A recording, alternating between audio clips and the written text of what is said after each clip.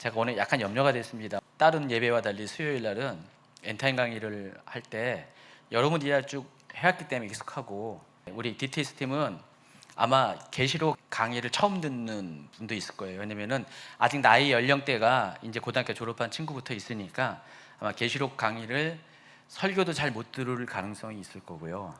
또 계시록에 나오는 용어 자체가 낯설잖아요. 그리고 우리 실시간 통역하는 우리 유희상 전도사님도 어쩌면은 익숙하지 못한 단어들 많이 나올 것 같아요. 그래서 제가 원고를 넘기면서 미리 좀 공부해야 된다.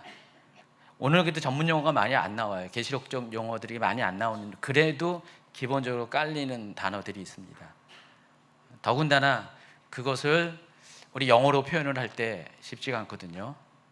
마치 의학 용어 이렇게 접하는 그런 기분일 것 같습니다. 그래서 제가 팀에게는 원고 전체를 줄 수는 없고 그냥 제목 영어로 번역해서 제목 달아주고, 또 성경 구절이 많으니까 성경 구절은 NIV 성경으로 제가 이렇게 다시 성경 구절만 모아서 했어요. 그것만 해도 오늘 두 강의 중에 첫 번째 강의가 한글로 된 강의안이 6페이지인데 영어로 된 것만 6페이지예요. 영어가 좀 길거든요. 한글보다는 좀 길어요. 그래서 그렇게 했습니다. 잘 이해하시기 바랍니다. 알았죠? 여러분들. 오늘 강의는 두 가지로 나눠서 드립니다. 첫 번째는 31번째 강의고요. 감난산 예언에 드러난 마지막 때 일어날 징조들. 제목 자체가 좀 어렵죠. 근데 이미 여러분 앞전에 강의들을 들은 분들이 이 말이 뭔 말인지 압니다. 감난산 예언이라는 단어의 의미가 뭐죠? 감난산 예언이라는 것은 예수님께서 마태복음 24장에 보니까 감람산 위에 올라가서, 올리브산 위에 올라가서 예루살렘 성전이 보이는, 성전산이 보이는 바로 앞에 기드론 시내가 건너에 감람산, 여러분이 많이 들어왔던 그 감람산, 그 감람산 기슭에 뭐가 있습니까? 겟세마네 동산이 있고요. 쭉 올라가면은 꼭대기, 그래봤자 한 100m도 채 안 될 거예요. 100m도 안 될 거예요. 그 내려다보는 그 성전이 있는 위치랑 감람산 그 고도차가 한 100m 정도 될 겁니다. 거기서 내려다보면은 예루살렘 그 시가지가 쫙 보입니다.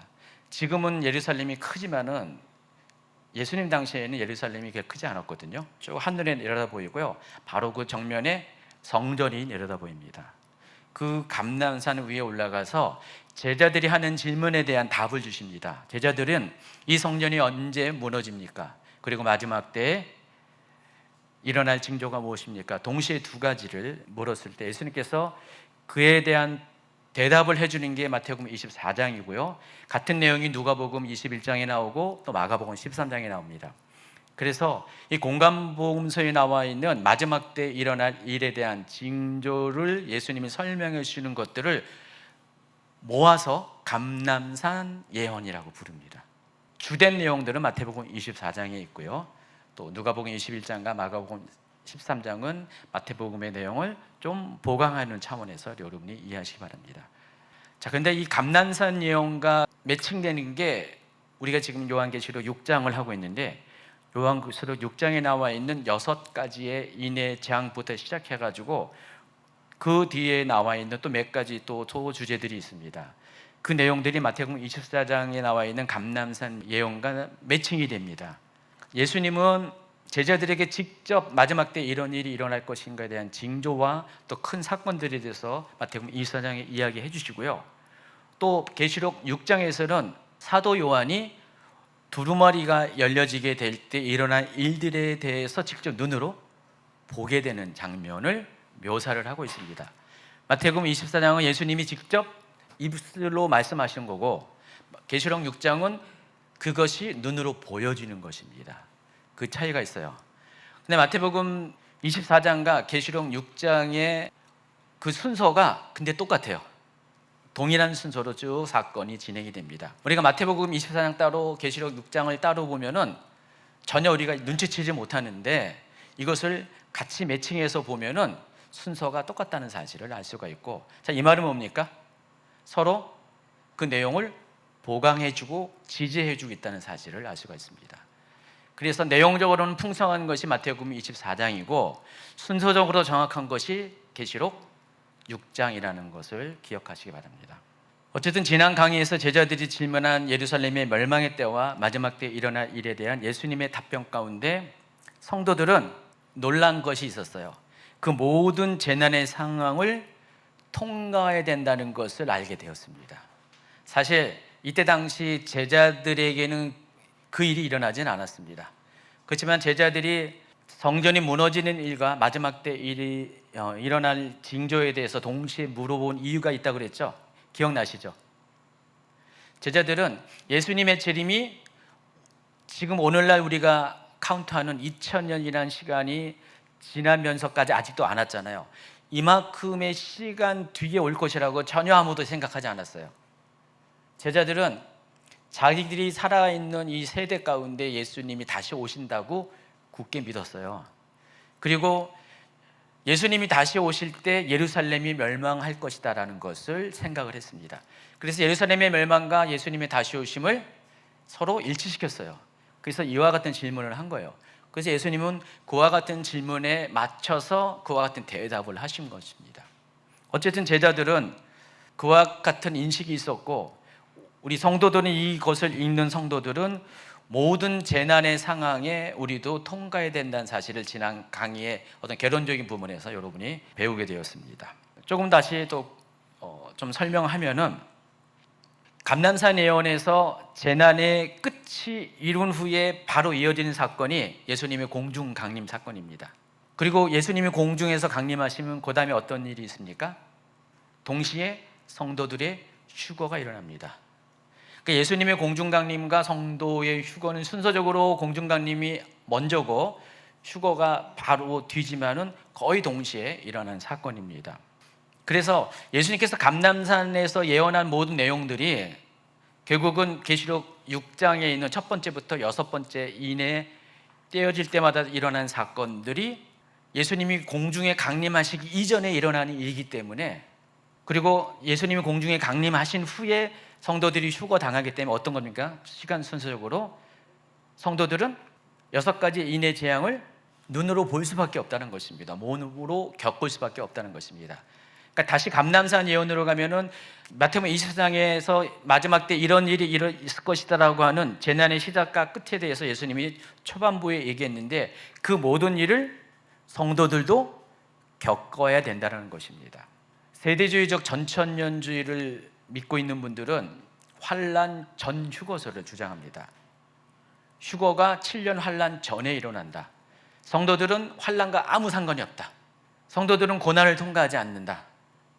예수님은 고난이 다가오기 전에, 재난이 다가오기 전에 성도들을 미리 다 데리고 가셔가지고 남겨진 자들만 고난을 받는다. 그래서 두 종류의 사람들이 남겨진 자들이죠. 유대인, 그리고 또 믿지 아니하는 자들. 이 두 종류의 사람들이 남겨진 자들이고, 그들이 고난을 받고 정말 잘 믿는 성도들은 절대로 그 고난을 통과하지 않는다라고 주장을 합니다. 환란 전 휴거설을 믿는 분들은. 근데 성경이 말하는 것은 그렇지가 않습니다. 이 감람산 예언도 그렇고 또 6가지 인의 재앙도 그렇고요. 순서적으로 보면은 이 재난이 끝난 후에 비로소 예수님이 오시거든요. 예수님이 오셔야지만 성도들이 휴거가 일어나거든요. 그렇기 때문에 성도들은 이 재난을 통과해야 돼요. 몸으로 겪어야 돼요. 적어도 7년 환란의 절반인 3년 6개월 동안은, 전 3년 6개월 동안은 이 땅에서 시간을 보내야 된다는 것입니다. 그렇다면은 우리가 그것을 겪어야 된다면은 그때 어떤 일이 일어날 것인가에 대해서 자세히 아는 것이 너무나 중요한 겁니다. 우리가 만약에 환란 전에 휴거가 되면은 몰라도 상관은 없어요. 그렇죠? 어차피 우리가 겪을 일이 않고, 혹시 몰라요? 남겨진 자들이 혹시 계시다면은 뭐 그분들은 알아야 되겠죠. 대부분의 성도들은 알 필요가 없습니다. 내가 겪는 일이 아니기 때문에. 그런데 그렇지가 않습니다. 남겨진 자들은 전 3년 반 지나고 나서 3년 6개월이 지나고 42개월이 지나고 후반부 3년 6개월 동안 기간에만 남겨진 자들이고, 전 3년 기간은 모든 자들이 다 같이 이 세상에 존재하거든요. 그래서 예수님은 만약에 성도들이 환난을 통과하지 않으면 굳이 이렇게 자세히 얘기할 필요가 없어요. 그들과 상관이 없는 거기 때문에. 근데 우리가 알아야 되기 때문에 예수님은 마태복음 24장에서 그렇게 자세하게 설명을 한 거예요. 이해하시겠어요? 왜 마태복음 24장에서 재난의 상황들을 이렇게 자세히 설명하냐? 이유가 있다는 것입니다. 알고 있어야지 대비를 할 수 있기 때문에. 여러분, 알고 당하는 것과 모르고 당하는 건 다르잖아요. 우리가 알고 당하면 어떻게 돼요? 준비가 되잖아요. 대비할 수가 있어요. 근데 모르고 당하면은 당황스럽고요. 어찌할 바를 몰라요. 그래서 예수님은 그래서 제자들이 알기를 원한 거고요. 그때 당시에는 제자들이고, 그리고 그 후에 모든 세대의 예수 믿는 제자들, 여러분을 포함한 제자들이 그 일들을 알기를 원하셨다는 것입니다. 그래서 감람선 예언은 계시록에 비해서 그때 일어날 일들을 보다 더 자세하게 구체적으로 설명을 해 주는 것입니다. 그래서 오늘 제가 첫 번째 강의에서는 이 감람선 예언을 기준으로 해서, 그것을 기준으로 해서 계시록에 나와 있는 6장 이하에 나와 있는 마지막 때 일어날 사건들을 서로 하나씩 매칭시켜 가지고 어떤 일이 일어나는 것을 감람산 예언을 기준으로 그것을 설명을 해 드릴 것입니다. 그래서 감람산 예언에 의하면 마지막 때를 알리는 징조들은 다음과 같은 순서로 일어납니다. 첫 번째, 마태복음 24장 4절, 5절, 또 11절, 23절에서 26절까지 보면은 좀 이따 자세히 설명을 또 할 겁니다. 사람의 미혹이 제일 먼저 일어납니다. 두 번째가 전쟁, 마태복음 24장 6절에서 7절 전반부. 또 세 번째가 기근, 마태복음 24장 7절 후반부. 네 번째가 전염병. 이 부분은 마태복음에는 나와 있지 않고 누가복음 21장에 나와 있습니다. 누가복음 21장 11절. 그리고 다섯 번째가 박해와 순교, 마태복음 24장 9절부터 10절. 그리고 하늘로부터 임하는 재앙, 실은 하늘과 땅, 바다 다 일어나죠. 천재지변이 일어나는데 마태복음 24장 29절. 자, 이 6가지가 순서적으로 일어납니다. 재난이에요. 이 6가지 재난들이 순서적으로 일어나는데, 자, 이게 계시록 6장의 첫 번째부터 6번째인이 떼어질 때 일어난 사건과 동일한 내용을 가지고 있습니다. 이게 매칭이 된다는 거예요. 이 일 후에 마태복음 24장 14절에 보니까 복음이 전파된다. 땅끝까지 복음이 전파된다. 모든 족속에게 복음을 전파된다는 그 이야기가 나오고요. 그리고 마태복음 24장 32절과 33절에 보면은 무화과 나무의 비유를 통해서 이스라엘의 회복에 대해서 이야기를 하고요. 그리고 그 바로 앞에 30절, 31절에는 예수 그리스도의 공중 강림이 여기에 묘사가 되고 있습니다. 그래서 이것을 조금 더 자세히 설명을 하겠습니다. 성경 구절을 읽으면서 설명을 하겠습니다.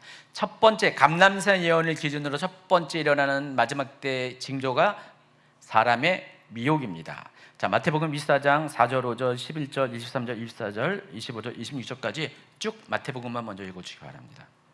예수께서 대답하여 이르시되 너희가 사람의 미혹을 받지 않도록 주의하라.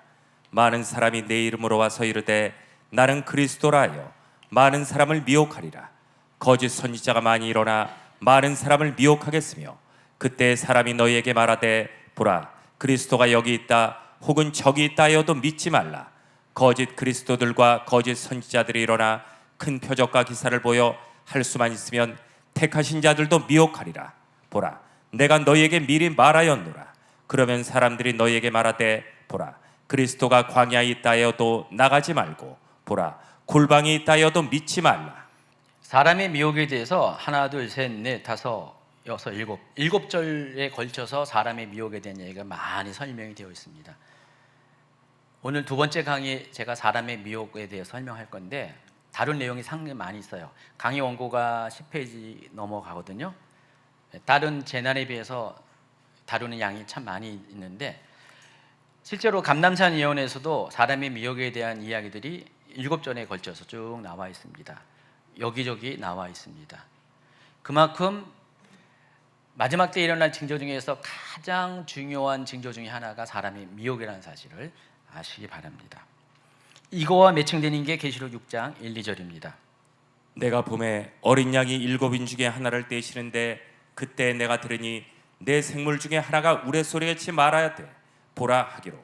이에 내가 보니 흰 말이 있는데 그 탄자가 활을 가졌고 멸관을 받고 나가서 이기고 또 이기려고 하더라. 이게 왜 사람의 미혹인지는 이따가 해당 강의에서 설명을 해드릴 것입니다. 이렇게 마태복음 24장 4절부터 5절 그리고 26절까지의 사람의 미혹에 관련된 내용과 계시록 6장 1, 2절이 같은 이야기를 하고 있다는 사실을 아시기 바랍니다. 제가 설명하니까 그렇구나라고 하지만은 여러분이 설명을 안 들으면은 이게 왜 같은 내용인지 잘 모를 거예요. 같은 내용인지를 설명해 드리겠습니다. 두 번째 일어나는 징조가 전쟁입니다. 마태복음 24장 6절 7절 전반부. 나라와 난리 소문을 듣겠으나 너희는 삼가 두려워하지 말라. 이런 일이 있어야 돼 아직 끝은 아니니라. 민족이 민족을 나라가 나라를 대적하여 일어나겠고. 이 매칭되는 게 두 번째 인이 떼어질 때 일어나는 계시록 6장 3, 4절. 둘째 인을 떼실 때 내가 들으니 둘째 생물이 말하되 오라 하니 이에 따른 붉은 말이 나오더라. 그 탄자가 허락을 받아 땅에서 화평을 제하여 버리며 서로 죽이게 하고 또 큰 칼을 받았더라. 이거는 좀 표현상 그런 것 같죠? 비슷한 것 같죠? 세 번째 징조는 기근입니다. 마태복음 24장 7절 후반부. 곳곳에 기근과 지진이 있으리니. 계시록 6장 5절 6절. 셋째 인을 떼실 때 내가 들으니 셋째 생물이 말하되 오라 하기로 내가 보니 검은 말이 나오는데 그 탄자가 손에 저울을 가졌더라. 내가 네 생물 사이로부터 나는 듯한 음성을 들으니 이르되 한 데나리온의 밀 한 대요 한 데나리온의 보리 석 대로다. 또 감람류와 포도주는 해치지 말라 하더라. 알 것 같은데 잘 모를 것 같아요. 그렇죠? 그래서 이것도 설명이 필요한 내용이고요. 네 번째 징조는 전염병입니다. 이번에 누가복음 21장 11절에 보면 곳곳에 큰 지진과 기근과 전염병이 있겠고, 계시록 6장 7, 8절이 이것에 매칭되는 겁니다. 넷째 인을 떼실 때 내가 넷째 생물의 음성을 들으니 말하되 오라 하기로 내가 봄에 청황색 말이 나오는데 그 탄자의 이름은 사망이니 음부가 그 뒤를 따르더라. 그들이 땅 4분의 1의 권세를 얻어 검과 흉년과 사망과 땅의 짐승들로서 죽이더라. 다섯 번째 징조는 마태복음 24장 9절 10절인데 한번 읽어주세요. 그때 사람들이 너희를 환난에 넘겨주겠으며 너희를 죽이리니 너희가 내 이름 때문에 모든 민족에게 미움을 받으리라. 그때 많은 사람이 실족하게 되어 서로 잡아주고 서로 미워하겠으며. 지금 박해와 순교의 상황이 설명이 되고 있는데 그런 일이 있을 것이다 라고 말씀하시는데, 계시록 6장 9절부터 다섯 번째 인이 떼어질 때 상황을 잘 보시면은 그 내용을 말하고 있다는 사실을 아실 것 같습니다. 다섯째 인을 떼실 때 내가 보니 하나님의 말씀과 그들이 가진 증거로 말미암아 죽임을 당한 영혼들이 제단 아래에 있어 큰 소리로 불러 이르되 거룩하고 참되신 대주제여 땅에 거하는 자들을 심판하여 우리 피를 갚아주지 아니하시기를 어느 때까지 하시려 하나이까 하니 각각 그들에게 흰 두루마리를 주시며 이르시되 아직 잠시 동안 쉬되 그들의 동무 종들과 형제들도 자기처럼 죽임을 당하여 그 수가 차기까지 하라 하시더라. 여섯 번째 인입니다. 마태복음 24장 29절. 그날 환난 후에 즉시 해가 어두워지며 달이 빛을 내지 아니하며 별들이 하늘에서 떨어지며 하늘의 권능들이 흔들리리라. 이에 매칭되는 게 계시록 6장 12절부터 17절까지. 내가 보니 여섯째 인을 떼실 때 큰 지진이 나며 해가 검은 털로 짠 상복같이 검어지고 달은 온통 피같이 되며 하늘의 별들이 무화과 나무가 대풍에 흔들려 설익은 열매가 떨어지는 것 같이 땅에 떨어지며 하늘은 두루마기가 말리는 것 같이 떠나가고 각 산과 섬이 제자리에서 옮겨짐에 땅의 임금들과 왕족들과 장군들과 부자들과 강한 자들과 모든 종과 자유인이 굴과 산들의 바위 틈에 숨어 산들과 바위에게 말하되 우리 위에 떨어져 보좌에 앉으신 이의 얼굴에서와 그 어린 양의 진노에서 우리를 가리라. 그들의 진노의 큰 날이 이르렀으니 누가 능히 서리요 하더라. 자, 여러분, 첫 번째부터 여섯 번째 징조가 계시록 6장의 첫 번째부터 여섯 번째 인에 떼어질 때의 상황과 여러분 다 몰라도 어느 정도 여러분의 눈치껏 보니까 좀 매칭이 된다는 사실을 확인할 수가 있죠. 실제로 정확하게 일치가 되고 있어요. 이거 제가 자세히 또 설명을 해드리면 여러분이 100%또 동의를 하게 될 겁니다. 일단은 첫 번째 인부터 여섯 번째 인이 떼어질 때의 사건은 계시록 24장에서 마지막 때 일어나는 징조의 여섯 가지, 앞에 말한 여섯 가지와 정확하게 순서적으로 일치가 됩니다. 그런데 그 이후에 또 소개되는 세 가지 사건들이 있어요. 또 요 사건들은 6가지 인과는 달리 계시록의 내용과 100% 정확하다고는 말할 수는 없는 것 같아요. 그렇다고 해서 틀리다고도 말할 수 없어요. 자, 우리가 사실을 인정하는 것과 추론하는 것이 좀 차이가 있는데 6번째 인까지는 사실이에요. 근데 6번째 인 다음에 일어나는 일들은 계시록의 순서와 이것이 상황이 100% 일치된다라고는 말하기는 못하지만 그렇지만 그럼에도 불구하고 그런 것 같다는 느낌이 있어요. 그러니까 추론을 할 수가 있어요. 자, 그래서 이 부분은 나중에 또 이 부분을 또 설명을 하겠지만은 참고하는 마음을 가지고 그런 관점에서 한번 여러분이 비교를 해보시기 바랍니다. 마태복음 24장 14절에는 6개의 인의 재앙을 똑같은 내용의 마지막 때 일어난 징조를 소개하고요. 14절에는요 이런 말을 합니다. 이 천국 복음이 모든 민족에게 증언되기 위하여 온 세상에 전파되리니 그제야 끝이 오리라. 계시록 6장 17절까지는 6가지 인의 재앙이 일어나는 사건으로 매듭을 맺었죠. 그리고 7번째 인이 언제 떼지냐 하면은 8장에 가서 떼어져요. 그 사이에 7장이 등장하는데 7장은 삽입장이에요. 계시록은 2가지의 구조로 되어 있다고 했습니다. 시간 흐름상 진행되는 시나리오가 쭉 가요. 물론 앞에는 서론 부분이고요. 그런데 중간중간에 시나리오 중간중간에 삽입장들이 들어가 있습니다. 삽입장들은 잠시 시간을 멈추고 어떤 특정한 사건들을 보다 더 자세하게 설명하기 위해서 필요한 어떤 문학적인 장치입니다. 그러니까 시나리오가 있고 중간중간에 삽입장들이 들어가 있어요. 계시록이 이와 같은 구조로 되어 있는데 7장이 그 삽입장에 해당합니다. 7장에는 2가지의 사건이 소개가 되고 있는데 1절부터 8절까지는 성도의 이마에 하나님의 인이 쳐지는 사건이 기록이 되어 있고요. 또 9절부터 나머지 여기도 17절일걸요. 17절까지는 흰 옷 입은 셀 수 없는 무리가 하나님 보좌 앞에 서 있는 장면이 나옵니다.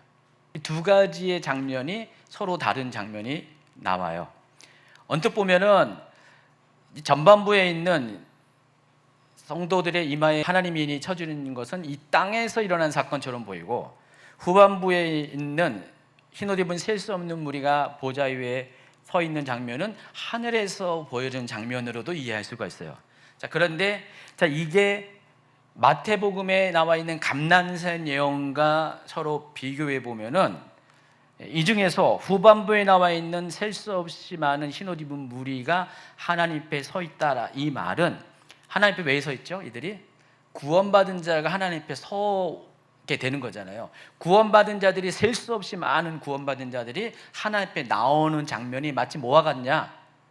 복음 전파로 인해서 많은 사람들이 구원의 자리에 오는 것을 묘사하는 것이다라고 아까 말씀드렸잖아요. 추론이 가능하다는 것입니다. 자, 그런 측면에서 이 천국 복음 전파가 이 계시록 7장 9절부터 17절에 있는 내용과 서로 매칭을 시킬 수가 있습니다. 100% 그렇다라고 볼 수는 없지만은 또 안 그렇다라고도 말할 수가 없어요. 그리고 32절부터 33절에 보면 무화과 나무의 비유가 나오는데 한번 읽어주시기 바랍니다. 무화과 나무의 비유를 배우라. 그 가지가 연하여지고 잎사귀를 내면 여름이 가까운 줄을 아나니 이와 같이 너희도 이 모든 일을 보거든 인자가 가까이 곧 문 앞에 이른 줄 알라. 제가 이 부분도 한 2강의 정도는 제가 따로 풀어서 소개할 겁니다. 어쩌면 3강의까지 갈 수도 있어요. 내용이 많아서 아마 2강의 내지 3강의 3시간, 4시간 아마 걸릴 겁니다. 이스라엘 회복과 관련된 이야기들 많이 다룰 건데 여러분 무화과 나무가 이스라엘을 상징하는 것은 다 아시죠? 여기서 모르는 사람 있습니까? 무화과 나무는 이스라엘을 상징합니다. 이스라엘을 상징하는 3종류의 나무가 있습니다. 이스라엘에서 유명한 나무가 이스라엘을 상징하죠. 무화과 나무, 또 포도나무, 감람나무, 올리브나무. 이렇게 3가지가 이스라엘을 상징하는데 특히 이 무화과 나무는 이스라엘을 더욱더 상징합니다. 자, 무화과 나무는요 철마다 모양이 다 달라요. 여러분 무화과 나무 잎사귀 봤습니까? 무슨 떡갈나무 잎사귀보다 더 넓게 잎이 아주 크고 무성하죠. 근데 겨울이 딱 되면 어떻게 됩니까? 완전히 잎사귀는 다 떨어지고 나무는 그냥 파리해가지고요 거의 죽은 시체처럼 보입니다. 근데 봄이 되면 어떻게 됩니까? 다시 줄기가 색깔이 바뀌고 잎사귀가 나면서 첫 번째 열매를 맺죠. 파괴를 맺고요. 우리가 알고 있는 돌무화과, 우리 알기로는 개, 복숭아 뭐 그런 거 있잖아요. 본 열매가 있기 전에 덥덜한 생긴 게 비슷하지만은 그런 것 같지 않은 그런 열매들이 좀 우리나라도 좀 몇 가지 있잖아요. 무화과 나무도 그렇게 열립니다. 맨 처음에 파괴가 열리고요. 그래서 예수님이 예루살렘에 입성하기 전에 그 근처에 마을이 있었는데 거기 중에 마을 중에 하나가 감난산 뒤쪽에 정상 뒤쪽에 있는 마을 중에 하나가 벳파게가 있어요. 벳파게라고 부르는. 벳이 뭐예요? 집이잖아요. 그럼 파게의 집, 무화과의 집이라는 뜻입니다. 무화과 나무가 그 동네 옛날에 많이 열려서 아마 그런 동네 명칭이 생긴 겁니다. 그 무화과 나무의 집, 이게 벳파게입니다. 그 옆에 뭐가 있습니까? 베다니가 있죠. 바로 가까운 2.5km 거리에 베다니가 있는데 거기도 무화과 나무와 관련됩니다. 자, 파게가 열린 다음에 그 다음에 열리는 게 뭐냐면은 테에나입니다. 근데 요 테에나가 우리가 알고 있는 무화과 나무, 바로 알고 있는 무화과 열매예요. 진짜 무화과 열매, 맛있고 그리고 또 가죽이 풍성한 그 무화과 열매입니다. 그래서 파게와 테에나는 서로 길적으로 다른 열매지만은 같은 나무에서 먼저 파게가 열리고 같은 나무에서 테에나가 열립니다. 근데 파게가 열리지 않으면 테에나가 열리지 않아요. 신기하죠? 무화과 나무가. 그래서 예수님께서 예루살렘 성전에 들어가실 때 무화과 나무가 열매가 열리지 않는 것 때문에 예수님이 저주했잖아요. 근데 우리가 예수님이 왜 저주했는지 이해가 안 되잖아요. 거기 보니까 뭐라고 달려 있어요? 아직 무화과 나무 철이 이르지 않았는데 예수님은 왜 심술도 짓궂으신지 무화과 나무 철이 아닌데도 왜 열리지 않았다고 그 무화과 나무를 저주했냐? 거기서 말하는 무화과 나무의 철은 테에나의 철이에요. 아직 본 열매가 열리기 전이에요. 여러분 그때가 어디예요? 언제예요? 봄 시즌이잖아요. 예수님이 6월절 임박해가지고 예루살렘의 성전에 들어갔을 때 무화과 나무를 저주했고요. 파게가 열린 시즌 바로 그때예요. 테에나는 여름에 열려요. 테에나는 여름에 열립니다. 한 2, 3개월 차이가 있습니다. 그러다 보니까 어떻게 해요? 아직 본 열매는 열리지 않았지만은 응당 열려야 될 파게가 열리지 않았으니까 어떻게 돼요? 그 나무가 파게가 열리지 않으면 어떻게 돼요? 테에나도 열리지 않잖아요. 그러다 보니까 어떻게 해요? 쓸모없는 나무가 되잖아요. 그래서 예수님 그래서 저주를 한 겁니다. 바로 그 테에나의 집이 베단이에요. 바로 옆에 붙어 있습니다. 자주가 그 동네는 감난산 뒤쪽에 거기는 무화과 나무와 관련된 마을이 2개가 있습니다. 예수님은 어디서 묵으셨습니까? 베다니에서 묵으셨습니다. 거기에 나사로의 집이 있습니다. 옆으로 샜네요. 이거 얘기하면 또 진도 나가는데 아주 지장을 끼치는데 나중에 다 다뤄드릴 건데 어쨌든 무화과 나무는 이스라엘 상징하는 것은 공론의 여지가 없습니다. 이제 엔타임 강의 들으신 분들, 이스라엘과 관련된 강의를 들은 분들은 다 알고 있어요. 오늘 처음 들은 분도 계실 거고요. 그런 것도 있습니까? 라고 의아하는 분도 있을 것입니다. 겨울 동안 죽은 것 같았던 무화과 나무가 봄이 오면 다시 생명을 활력을 찾는 것처럼 무려 1900년 이상 동안 민족적으로 완전히 죽은 것 같은 이스라엘 민족이 1948년에 독립을 했습니다. 우리나라와 같은 해에 독립을 했어요. 몇 개월 차이를 두고 대한민국과 몇 개월 차고 독립을 했어요. 그 사람들이 다 놀랐어요. 전 세계에서 역사 가운데 이런 일은 도저히 있을 수가 없습니다. 여러분 알고 옛날에 고대에 많은 민족들, 국가들이 있는데 지금은 아예 흔적도 없고 그 후손도 전혀 남아있지 않은 그런 나라가 상당히 많이 있습니다. 근데 이스라엘은요 거의 2000년 가까운 이 시기에 얼마나 많은 박해를 받았습니까? 유랑을 했습니다. 그럼에도 불구하고 국가가 건립이 됐어요. 국가만 건립됐습니까? 민족이 회복됐어요. 그 전에는요 이스라엘 히브리어가 다 사라졌었어요. 네, 언어도 다시 살아나고요. 막 이런 일들이 불과 지금 한 세기가 안 된 1948년, 물론 그 이전부터 1917년부터 그런 움직임이 있었고요. 그래서 이스라엘이 살아나기 시작해가지고 지금 완전히 독립국가로, 민족국가로 딱 울뚝 서 있고요. 그들이 지금 최종적으로 완전한 회복을 기대하는 게 뭡니까? 성전의 회복이잖아요.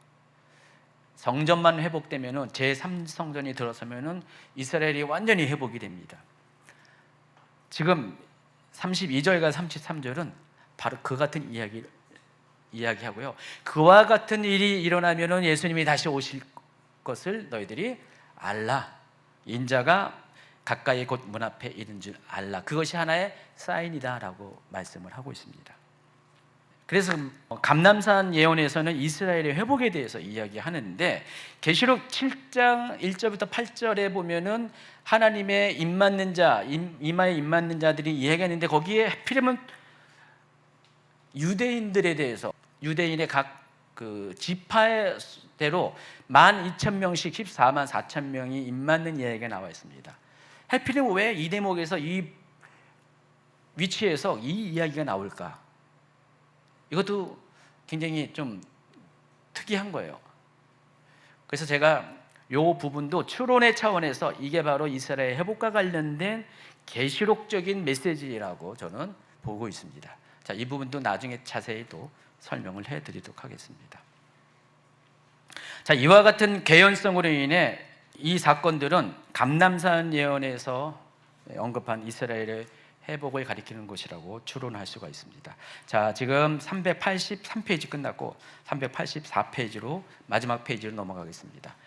자, 이 모든 징조의 끝에 예수 그리스도께서 공중에 강림합니다. 마태복음 24장 30, 31절. 그때 인자의 징조가 하늘에서 보이겠고 그때 땅의 모든 족속들이 통곡하며 그들이 인자가 구름을 타고 능력과 큰 영광으로 오는 것을 보리라. 그가 큰 나팔 소리와 함께 천사들을 보내리니 그들이 그의 택하신 자들을 하늘 이 끝에서 저 끝까지 사방에서 모으리라. 자, 이거와 매칭되는 게 계시록 10장, 11장, 14장에 나와 있습니다. 그래서 10장 7절부터 한번 읽어주시기 바랍니다. 일곱째 천사가 소리내는 날 그의 나팔을 불려고 할 때 하나님이 그의 종 선지자들에게 전하신 복음과 같이 하나님의 그 비밀이 이루어지리라 하더라. 결과적으로 말하면 이 하나님 그 비밀은 10장에서 자세히 설명했지만은 그리스도의 공중강림과 성도의 휴거와 관련된 내용입니다. 그것이 이루어지게 된다는 것입니다. 언제요? 일곱째 천사가 소리내는 날, 그의 나팔을 불려고 할 때에, 마지막 나팔이 불려질 때, 일곱 번째 나팔이 불려질 때 하나님의 그 비밀이 성취가 된다는 것입니다. 그리스도의 공중강림과 성도의 휴거가. 11장 15, 16, 17절은 이것은 일곱째 천사가 나팔 불 때 어떤 일이 벌어진다는 건데 직접적으로 공중강림과 성도의 휴거를 묘사하는 내용은 없지만은 정황상 문맥사 이것은 바로 그 내용을 이야기하는 것으로 추론할 수가 있고요. 이것도 해당 강의에서 설명을 해드리겠습니다. 그리고 14장 14, 15, 16절은 또 삽입장에 해당하는 거고요. 그건 시나리오 상에서 잠깐 멈추고 삽입장의 이야기가 등장하는데 이 부분에서도 여러분 계시록 11장이 끝난 다음에 12장, 13장, 14장은 또 하나의 삽입장이에요. 그리고 15장으로 가면은 대접 재앙 쪽으로 이제 또 이어집니다. 그래서 요 삽입장의 요 마지막 부분인 이 14장의 내용이 바로 예수 그리스도의 공중강림과 관련된 내용이에요. 그리고 마지막 추수, 그래서 성도의 휴거와 관련 내용인데 요거는 요 내용을 보면은 여러분이 바로 이해할 수가 있어요. 14장 14절부터 16절까지 읽어주세요. 또 내가 보니 흰 구름이 있고 구름 위에 인자 같은 이가 앉으셨는데 그 머리에는 금면류관이 있고 그 손에는 예리한 낫을 가졌더라. 또 다른 천사가 성전으로부터 나와 구름 위에 앉은 이를 향하여 큰 음성으로 외쳐 이르되 당신의 낫을 휘둘러 거두소서. 땅의 곡식이 다 익어 거둘 때가 이르렀음이니이다 하니 구름 위에 앉으신 이가 낫을 땅에 휘두르매 땅의 곡식이 거두어지니라. 구름 위에 앉은 사람이 누군지 아시죠? 예수님이 구름 타고 오시잖아요. 예수 그리스도의 공중강림을 말하고요. 낫을 가지고 땅에 곡식을 거두죠. 바로 알곡추수라고 부릅니다. 요 바로 이어서 예수님이 직접 하는 게 아니라 천사가 하는 또 포도송이 추수가 나와요. 거기는 악인들에 대한 심판을 이야기하는 것입니다. 자, 이와 같은 순서로 감난산 예언과 요한계시록이 순서적으로 매칭이 되고 있습니다. 자, 이 일들은 태초 이전부터 하나님께서 미리 계획해 놓으신 거고요. 보좌에 앉으시니 곧 하나님께서 오른손에 이와 같은 계획을 담은 두루마리를 7개의 인으로 봉해서 실로 봉해서 이것이 계속 아무도 건들지 못하게 보관되고 있다가 정말 마지막 때가 될 때, 심판의 때가 올 때, 심판의 시기를 넘어서 새하늘과 새 땅과 새 예루살렘이 도래해야 될 그때가 이르렀을 때 하나님께서 그 봉인을 열어주시는데 아무나 여는 것이 아니라 그 봉인을 열 수 있는 자격을 갖추니 곧 어린 양이신, 어린 양으로서 승리하신 이긴 자가 되신 예수 그리스도만이 이것을 열 수 있게 되고, 예수님이 열 때마다 하나의 인을 열 때마다 이 사건도 벌어지면서 결국은 완전히 오픈될 때 모든 하나님의 심판이 성취가 될 것이고, 심판 끝에 하나님 나라가 도래하게 되는 해피엔딩으로 계시록이 끝나게 됩니다. 그래서 여러분이 이와 같은 내용들을 오늘 지금 잠깐 그냥 전체적으로 조망을 했어요.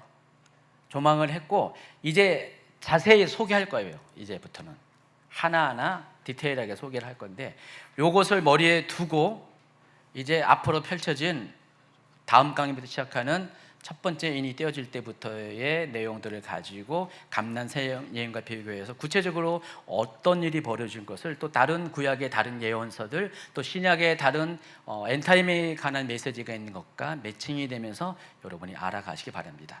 자, 지금부터는 순서가 바뀌어가지고 요한계시록을 기준으로 이제 바뀔 겁니다.